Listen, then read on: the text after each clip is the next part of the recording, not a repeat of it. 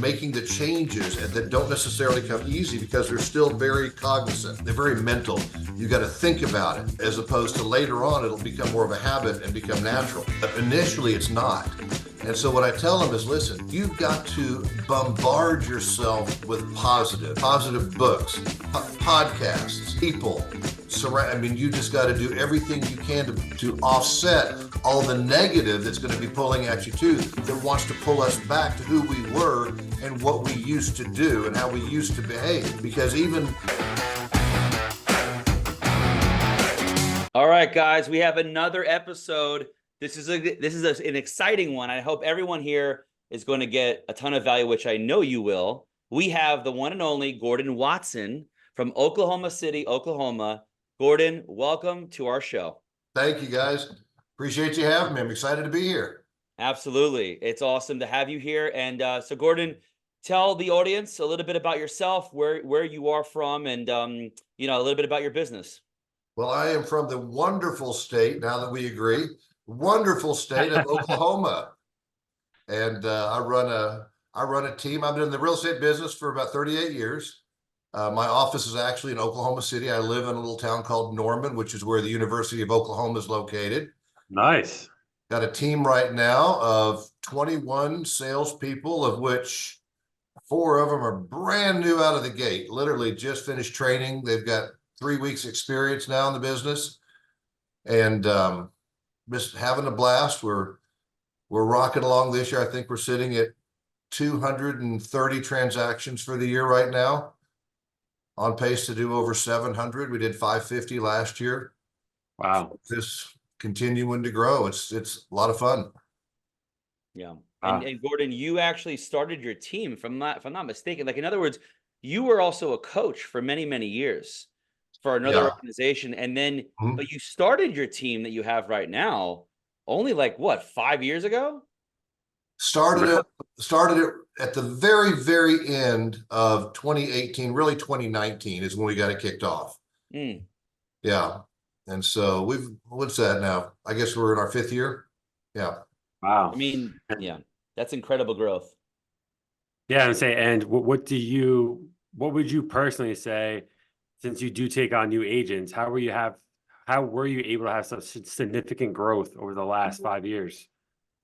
So, I kind of defaulted, Rich, into hiring brand new agents. It wasn't necessarily a stated goal up front, but it kind of turned into that. And I decided I really like the brand new agents. I like somebody that doesn't know anything. I can teach them my way of doing things.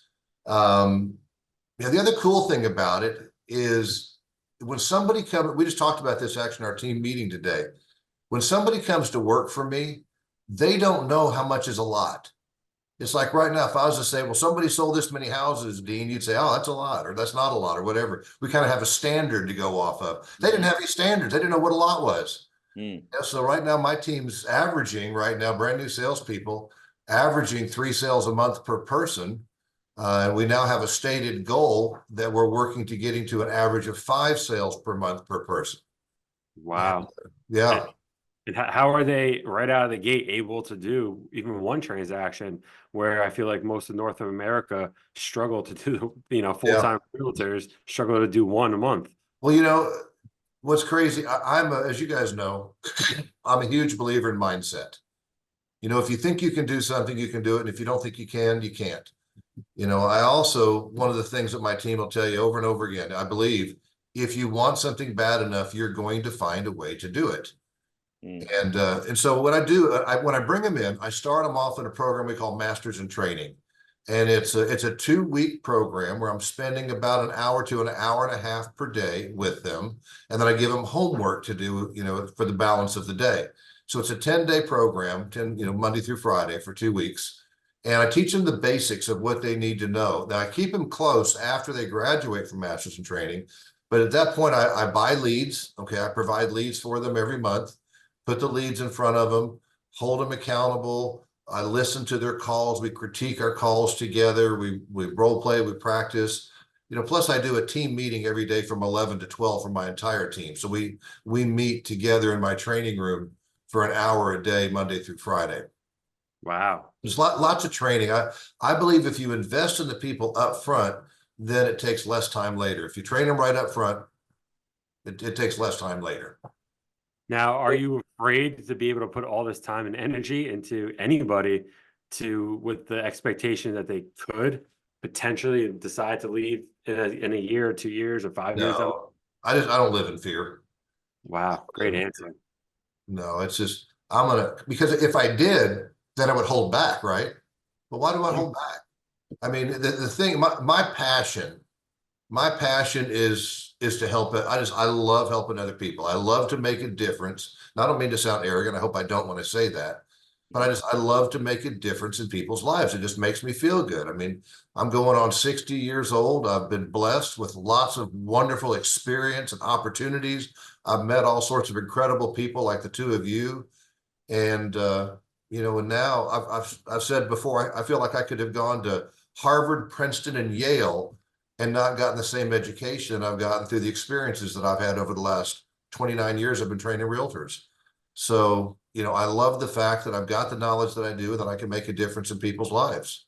So it makes me feel great. I look forward to getting up and going to work every day.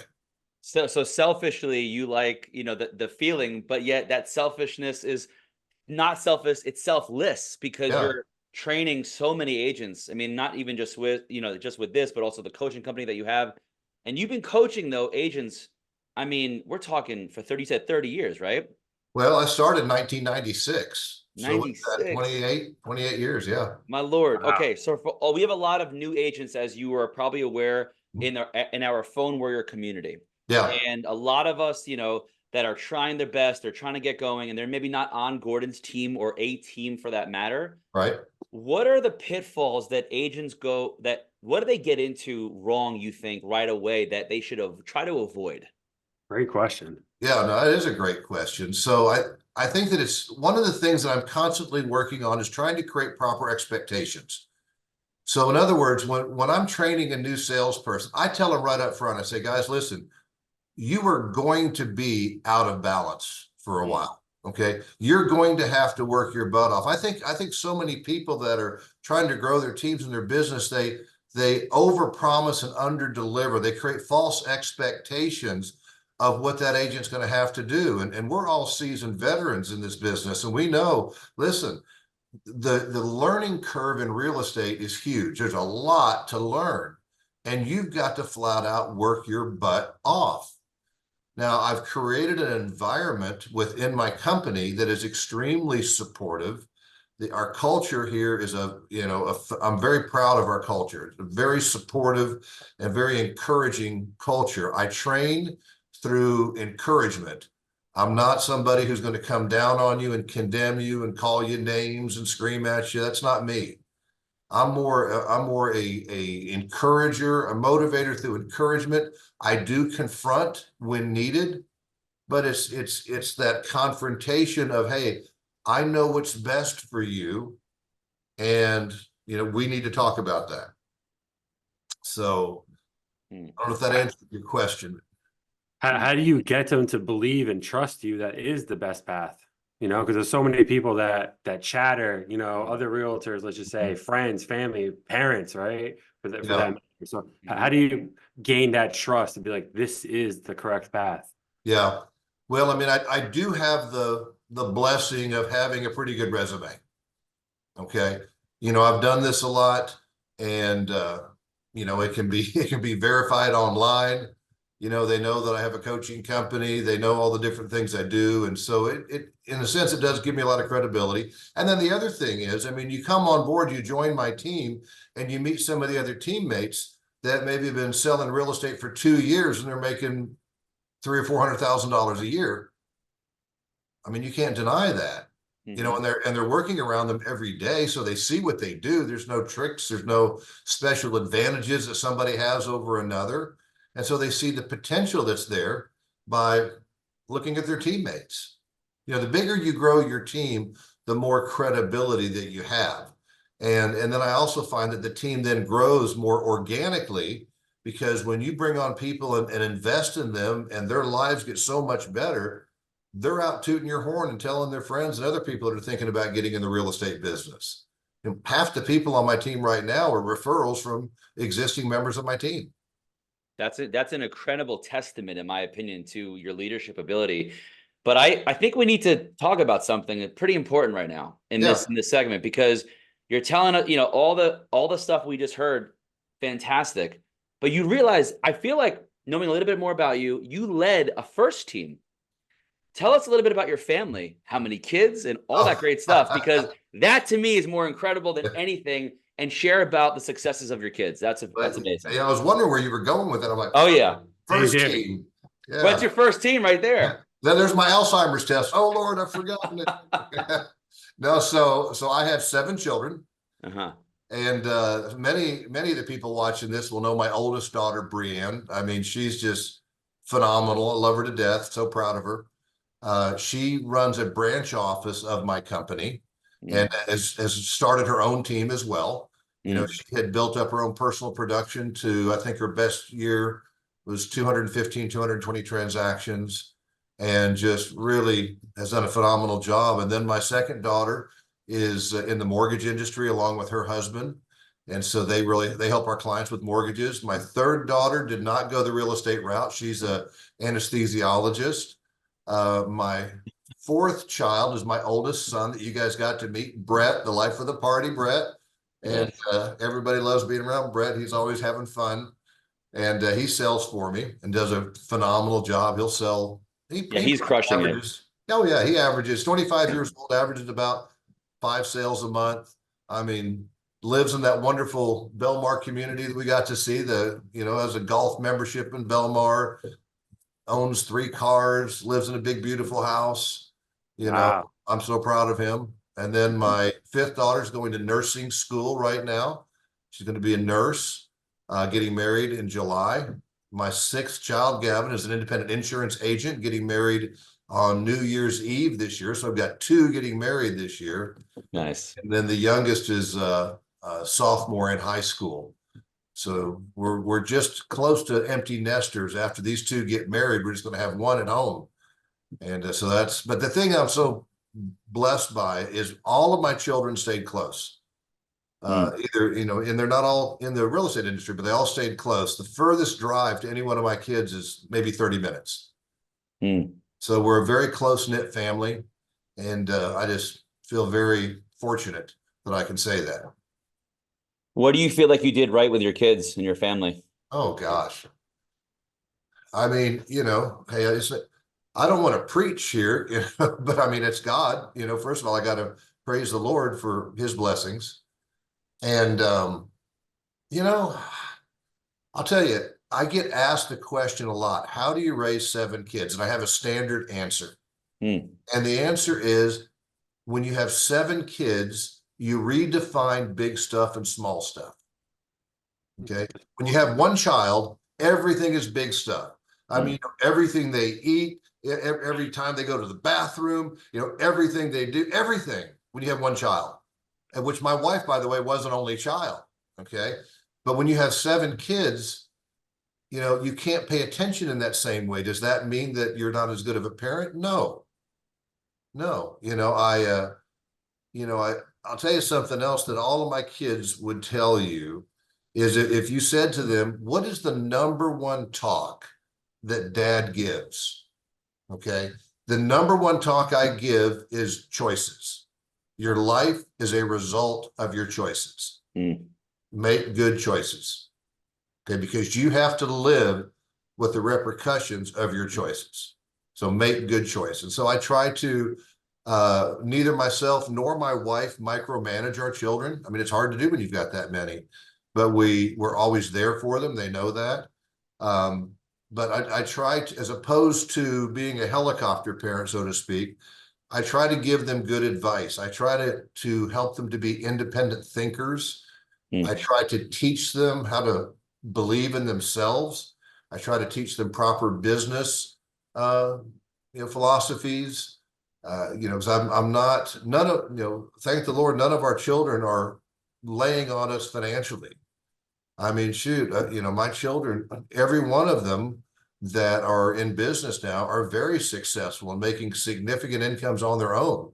They don't need mom and dad to funnel out money to them. And the others that are younger, appear to be on that same path. So I don't claim to be a perfect parent by far. I've made tons of mistakes, but those are a couple of the things that I would share. And taking that perspective from the parent side to the business side, to the team side, to your coaching side, let's say that you have an agent within the office or an agent that you're coaching, use both examples, and they do make a bad choice. How do you level shift them to make sure, not that they don't remake the same mistake, because sometimes people will, but how do you level shift them to make sure they don't sulk in that bad, potential negative situation or, situation that could be, a little or large? No, that's a good question. So first of all, I believe that being a great leader entails being a great salesperson. Okay. Because, what's the difference in a leader and a manager? Well, a manager forces people to do certain things. A leader causes people to want to do certain things or avoid doing certain things. So I had a meeting with one of my brand new salespeople this morning. Okay. Again, been active now for 3 weeks after master's in training, and hasn't sold a house yet, which normally all of my brand new salespeople will sell at least one house their first month. That's kind of an expectation, and most people meet that. And he hadn't. and he first of all, I'm happy that I've created an environment where he felt like he could be honest, because he said, Gordon, I got to tell you the truth. I really don't feel like I put 100% into this. And I said, I know, because I know who you are and I know what you're capable of. So why? And we got to talking about that a little bit, not in a condescending manner, but just trying to help him. And so I gave him an example. I said, listen, I know you want to get some sales going. I know you need to get some money going right now. I put together some objection handlers on Tuesday that I handed out to my team. I created some objection handlers and I handed it to them. I said, I need you to learn these objection handlers. We practiced them, we role played them a little bit. Now we're doing this call today on a Friday. So they've had Tuesday, Wednesday, Thursday to practice these. And I said, now, if I was to test you on those objection handlers right now, there's only 4 that I gave them to learn, and then I gave them 5 more today. I said, if I was to test you, do you know them? No, I don't know them. All right. Why not? I just didn't study them. I just didn't work hard enough, at learning them. Okay. Is it because you don't see the value of those objection handlers and the value of having that knowledge? No. And so you can see it, this leads into discussion. So there is some confrontation there, but it is, listen, you are here to learn how to sell real estate, and I'm your mentor. And part of achieving the level of success you want is you got to be coachable. You got to do what I'm telling you to do. And so I'm selling him then on the benefit of knowing what to say. So we then immediately paused, and I pulled up one of his calls, because the CRM that we use records their prospecting calls. And so I listened to one of his prospecting calls. And what was interesting is he's a great guy. He's actually an expressive personality. Okay. I mean, lots of energy, lots of enthusiasm. I listened to his call and he was dull. He sounded angry. He sounded angry. And so we worked through that.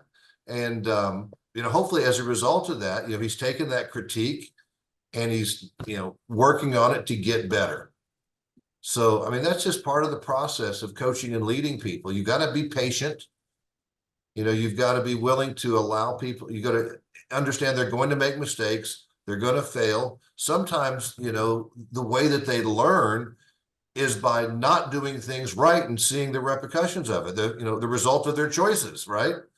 So then you say, okay, this choice led to this outcome, which is not the outcome you wanted. Let's talk about a different choice. So it's all about selling a persuasion. Yeah.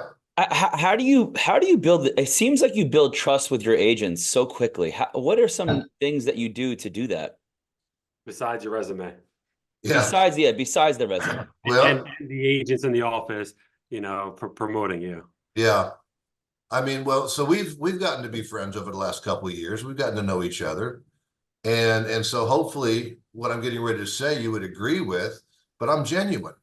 I don't try to put on a smoke screen. Mm-hmm. I don't try to act like I'm somebody that I'm not. Mm-hmm. Okay. I don't have a big ego. I'm not arrogant.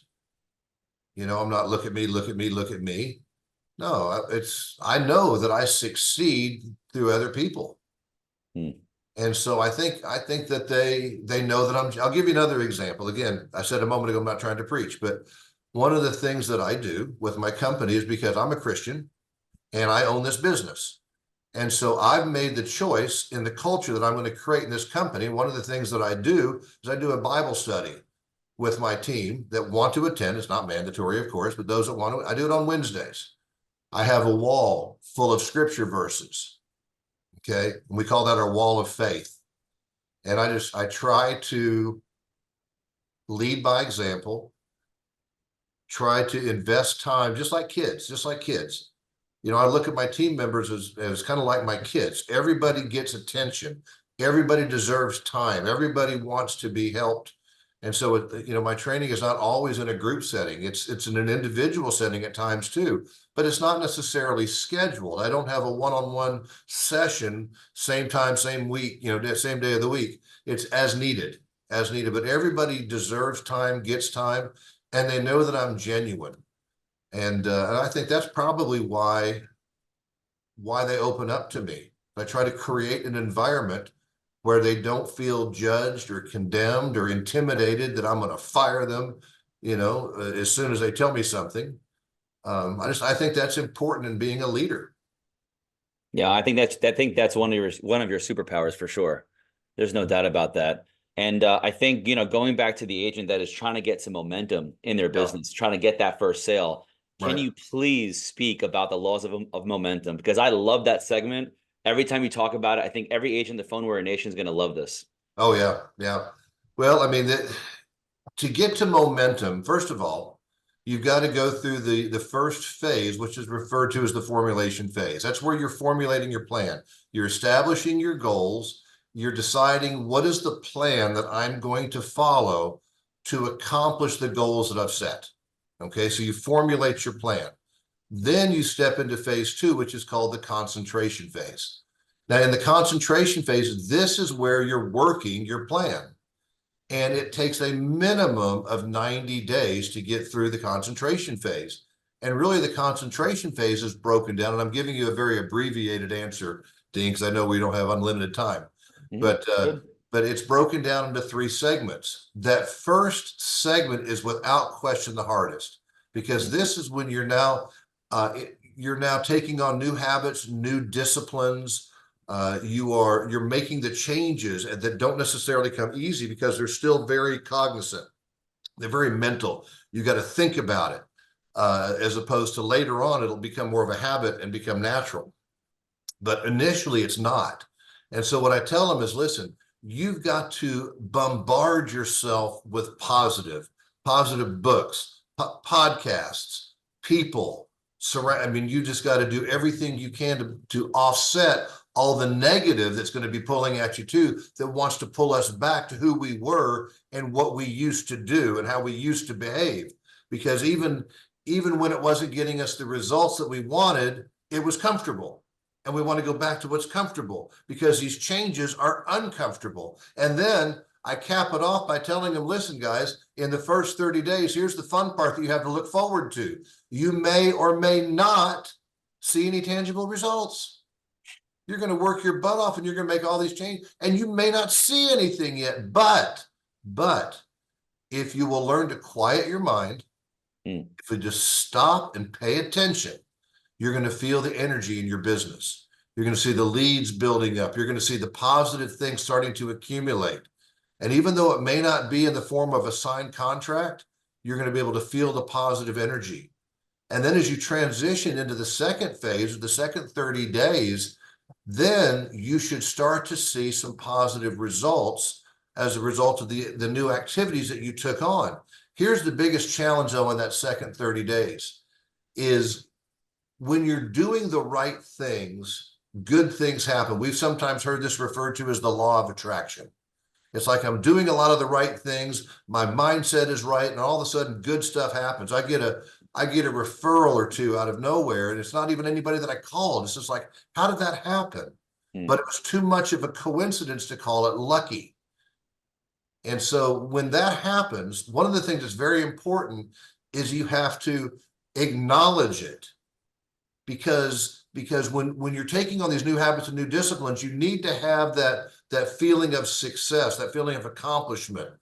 Okay. And so we've got to make the connection between, hey, what I started back 30, 45 days ago, this is a result of it, that positive reinforcement. And that'll help to give you the encouragement to keep going forward and keep going forward. And the longer that you are following your plan, then the easier and easier it starts to become. Then you go into the next phase, the third phase of concentration phase, where it starts to resemble momentum, but it's not. You're starting to get surges where all of a sudden you feel like you could feel your business thrusting ahead, but then it kind of comes back, and then thrusts ahead, then it kind of comes back. And you've got to realize that you've got to still stay the course until you finally have that breakthrough and go into what we call momentum. And momentum is defined as a sudden burst of sustained results. And the key word there is sustained. Because sometimes we'll have a great month and we'll feel like our business is at the next level. It's not. You just had a good month. Okay. When you're at that next level, you come up and you stay there. Okay. You stay there. And then you have to watch out for the two pitfalls. These are the two things that will knock you right back to the beginning. And that is ego and overwhelm. Ego is when you start to think too highly of yourself. You start to think, okay, I don't need to do all those things I was doing before. The world has finally figured out who I am. Business is just coming to me now. I can back off finally. And as soon as you do, here's the injustice. As soon as you do, the momentum that you've created will continue for a period of time. And it will look like that it's okay to back off and business will still roll because it'll fool you like that. But then all of a sudden you stop and you take a look around and you say, I don't have any appointments.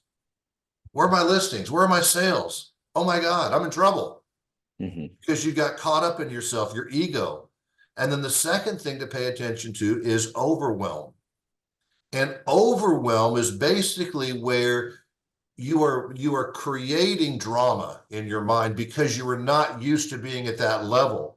And so what's happening is that self-image that you have of, hey, I am a 2 or 3 deal a month producer, and all of a sudden I'm doing 5 or 6 deals. That self-image is trying to pull you back into what we call self-sabotage. It starts to create drama, starts to cause you to be able to justify why you can back off on your schedule and why you need to protect the deals that you've got. And then once they're closed, then you'll go out and get some other deals.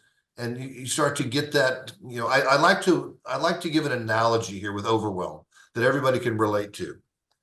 If I was to take you out to a racetrack and I had a NASCAR there, and that NASCAR was capable of going 200 miles an hour. Okay, and I don't know what you guys have ever done in your time, but probably the fastest I've driven a car is maybe 120 miles an hour, and that was for a matter of seconds. Okay, it's probably when I was perturbed at the guy in front of me or whatever. I don't know, but just imagine if we hopped in that NASCAR and we took it around a track, and the car was perfectly capable of going 200 miles an hour, and the environment would support it. And yet when we get that car up to like 100 miles an hour and everything is whizzing by us, we start to get a little bit nervous because we're not used to traveling at that speed. And then I say to you, come on, give it more gas, guys. Give it more gas. Come on, speed up. And you're barely even testing this car. And so now we're up to 120. Then we're up to 130 and everything. And we're squeezing the steering wheel even tighter. And we're starting to get all nervous when, shoot, we still got 2 or 3 more gears left to go. So that's overwhelm. You're not even, you haven't even pushed the limits of what you can, but you're creating all this drama in your mind because your mind's trying to say, hey, back it down. You're going too fast. And when that happens, it's critically important that you recognize it. That's why I love to give this talk, because I want to tell you what to anticipate before you get there, so that when it happens, I can say, okay, Gordon told me to expect this. So now what I've got to do is I've got to push through. I can't give in to my mind right now. I can't back down. I've got to push through. I've got to recognize that all these things that I'm worried about aren't going to happen. It's drama. It's not real. And I'm going to keep pushing through. And as you push through, eventually you adapt to that next level of production, and it starts to become normal. And then guess what? We start the process all over again. And that's how we get into momentum. Absolutely. That was very detailed, and I felt it, taking that analogy in my head, driving a car just on a regular highway, right? Yeah. To 70, 80 miles an hour, like, whoa, 90 in some cases. Oh, got to slow down. Yeah. Next thing you know, you're thinking, I could have a blowout. A deer could run in front of me. That semi could pull over in front, and you're creating all this drama in your mind. But it's funny that, like, you don't think about it in the moment as you're going there. Right. You're just like, I want to go there. So when I'm finally there, or this feeling of I've arrived, it's so critical to stay on that track. And I think also that leads me to distractions, because I feel like a lot of agents today, we get way too distracted. And one thing that I know, it seems like you lead your people in this on this way to be less distracted, be attentive, be focused. What are some things that you're either teaching about or consulting on that, if someone were to say, look, I'm really distracted in my day, how do I keep that momentum going and not get bombarded with all the other stuff that could come, even getting a lot of success? Like, other people, they want your attention now. Like, oh, look at this, Gordon's doing this. I want Gordon's time here and this and that. Yeah. Yeah. Well, first of all, I'm a believer in trying to coach them in advance of when it's going to happen. Okay. I want them to understand that this is the process. You're going to experience this. You're going to get into what we've all heard the term creative avoidance. Okay. All of a sudden we come real, we as a human race have an incredible ability to rationalize. Okay. If I don't want to do something, I can find a way to justify why I shouldn't have to do it. And if I do want to do something, I can find a way to justify why it's okay to do it. Okay, we're great at fooling ourselves. And so whenever we start to grow, it's normal to start to get involved in that creative avoidance. And so when that starts to happen with one of my salespeople or somebody that I'm coaching, hey, listen, this is what you're experiencing right now. It's creative avoidance. And so think about this, guys. Whenever you're doing that, it's really subconscious. It's not conscious, it's subconscious. And when things are in your subconscious mind, understand that your subconscious mind does not know the difference between fact and fiction. It doesn't know the difference. It just stores data like the hard drive in your computer. It just stores data. Okay, so what you've got to do sometimes to overcome these things is you've got to take the stuff that's in your subconscious mind and you've got to pull it forward into your conscious mind, because your conscious mind has the ability to think and be rational. And so something that seems normal in your subconscious, you pull it into your conscious mind and say, this is what you're doing. Dean, this is what you're doing right now. And this is what's happening as a result. Can you see that? And now I pulled it into your conscious mind. You're like, oh my God. Yeah, I never even realized I was doing it, but you're right. Okay. And so that's what we've got to do, whether we can do it ourselves, or of course, one of the benefits of having a coach and a mentor is they can recognize it. You might be right in the middle of it, don't even have a clue. And then your coach says, Dean, Rich, this is what you're doing right now. And you're like, oh my God, you're right. I had no idea. Until you pointed that out, I didn't even realize I was doing that. Wow. Yeah. So it's fun, isn't it? It's the importance of, not all of us can have coaches or be fortunate, but we all need a coach, right? Because you need to have the ability to be able to see, have somebody else see from a third party, right, perspective, Right. to be able to help you. And what we take into our mind, going back to your whole mindset talk, right? Yeah. We take into our mind what we can and can't do. maybe somebody else can say, hey, no, you can do this, and push through it. So if, there's somebody out there that, not ready for a coach, or let's say they can't afford a coach, what would be some tips that you would give them to be able to try to at least achieve this on their own? Let's say if they're a self-starter. Well, I mean, I'm really, really proud of the partnership that we created with Watson Powers and Phone Warriors, where Steve Powers and myself are doing this program where we'll do, as we know, 8 calls a month. Literally, right now I'm doing a call on Zoom. Steve's doing one, and it's interactive now. We made that adjustment where it's interactive. People are loving it. And I mean, shoot, for $199 a month, they can be involved in 8 of these calls per month. Mm-hmm. So they're going to learn all sorts of things like I'm talking about on this call, and many, many more. For $109, that's $25 a call. Isn't that ridiculously cheap? And so, I mean, that's one way that they can do it. I think anybody who can afford to be in the real estate business can afford $199, especially to invest in themselves to get better. Yeah. So I would probably start there, start to develop the right habits, the right disciplines. The other thing I would tell them is it would be really, really smart if they would get an accountability partner. Again, one of the strengths, one of the foundational philosophies of the Phone Warriors, is you guys just had this brilliant, I mean, I got to give it up to you, this absolutely brilliant idea to put together basically a support group that's turned into a huge support group, and it's working. That's why it's growing so fast, because it's working. And this is a business that is very difficult to do on your own and to hold yourself accountable. But when you've got other people that are holding you accountable and are going through the same process with you, it makes it so much easier and so much more fun. And so I think that's what they need to do, is get involved with the Phone Warriors, get involved with accountability, get involved with our training. And then when they're ready, when they feel like now it's time, then hire a coach that's going to work with you individually, one-on-one, and help take you to that next level. And it's amazing to me. I don't think, Gordon, people realize out there how expensive coaching individually can be. So what we talked about with the Phone Warriors partnership is huge, in my opinion. I completely agree with you. And so now, what do you, okay, let's say you have a time machine, Gordon. All right. Mm-hmm. You're going back in time to yourself. Early days of Gordon coming up, and you're 21, 22 years old.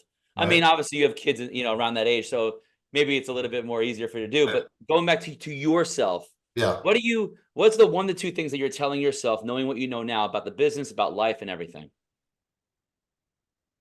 Oh man. I mean, good and bad. First of all, I'm very blessed. I had no intention of ever being a real estate agent.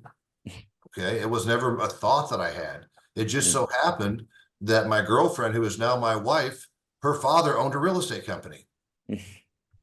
Okay. And I remember coming to pick her up for a date, and I was working as a waiter at the time while going to college. And I don't know how it came up. I would have never asked. This was back in the early 80s in Oklahoma, where we had the lowest average sales price in the country. But still, he came in and said he sold a house that day, and that he was going to make $1,500 from the sale of that house. And I remember looking at him saying, "You're going to make $1,500?" I said, I was making like $1,200, working my butt off, taking everybody's closing shift. I mean, working 7 days a week, making about $1,200 in tips. So you're going to make $1,500 to sell a house? Shoot, I could sell a house. So go get your license. And so I did. Sold like 45 houses the first year, and had a blast. And, so I don't, ask me your question again. I'm rambling, Dean. No, you're fine. It's just, but I'm talking about what you're telling yourself when you're 21, 22 years old, like say like in that first year, knowing what you know now. Yeah. Let me tell you one of the things everybody's got to watch out for. I was actually just talking you met Ryan Shannon on my team, one of my very top salespeople I'm so proud of. So when she first started, I didn't have a whole lot of financial obligations. I was newly married. I got married in February, got my license in April of 1986. Both happened same year. I didn't have a lot of financial obligations, so I was selling for fun and having a lot of excitement and making money and making sales, and boy, and we were doing it as a family, because her father was my broker, and we were just having a blast. And then I started spending and spending and spending and doing like the typical realtor. I make $1, I spend $1.10.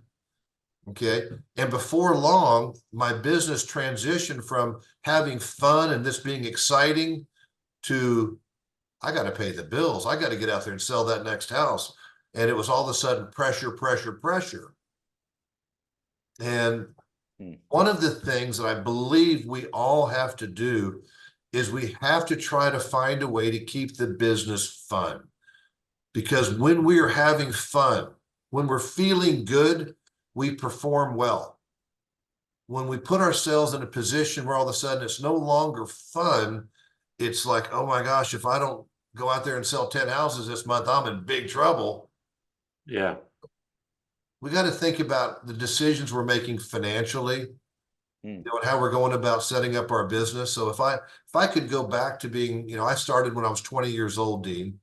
And if I could go back, I would make some different financial decisions. I would reallocate my money differently. I'd be in a better financial position overall. But at the time, quite honestly, I just didn't have those mentors in my life that could give me that advice. And I had to figure a lot of stuff out on my own as I went along. And now I'm trying to use the experience I have to pass along to others and say, hey, these are some things I'd have done differently that you need to think about. So it sounds like to me the two takeaways from that is that to have a lot more fun and smile in the business. Yep. And then number two is to have better financial management, and don't just because you're making the money now in real estate, don't go blow it and start to spend money at the clubs and going buying new cars and anything that doesn't actually, it becomes a liability and get more assets, let's say. Absolutely. You need to get with somebody that knows how to manage money, that can give you the right kind of advice, so that you don't do some of the stupid things that most realtors do when they get started. Cool. Absolutely. Checking the ego at the end of the day. Right. Eat and go, right? But with that being said, one of my final questions that I love always to ask is that, Gordon, you built a team, you have a big family, it seems like you have a great marriage. Everything in life seems like it's been on the up and up. So with that being said, what is your personal legacy when you're on your tombstone engraved on the tombstone? What do you want your legacy to be for anybody who ever crossed paths, whether it was somebody in one of these smaller Phone Warriors events that the 199 helped them out, and then they blossomed all the way down to your team, your family. So what's your personal legacy that you want? It's funny you asked that question, because I think about that a lot. And what I wanted to say on my tombstone is he made a difference. Wow. And it seems like you have been, your team members succeeding, your children succeeding, you succeeding, right? So it seems like you are making a difference in everybody's life. So I do think that you're on the correct path. You still got plenty of time to go, but you're there. Hopefully lots more lives I can make a difference with in the future. To the most genuine coach and trainer out there, thank you, Gordon, for your time. And what's the easiest way for someone to find more information about Watson Powers and what you guys do over there? Well, thank you for asking. So they can go to watsonpowers.com, to go to our website. If anybody wants to get a hold of me or Steve, it's Steve, Steve, normal spelling, Steve at Watson Powers, or Gordon at Watson Powers. That's with 2 O's, Gordon, Gordon at Watson Powers. So you can email either one of us. One of the benefits of being involved in Watson Powers is, even if I'm coaching you, you can call Steve anytime you want. Steve's coaching it, you can call me anytime you want. The way we look at it is we're all coaching you. You may have one dedicated call with somebody, but we're all coaching you. And this is accurate. Yeah. All right. Thank you so much, Gordon, for your time. Hey, thanks for the opportunity. It's always great to see you guys.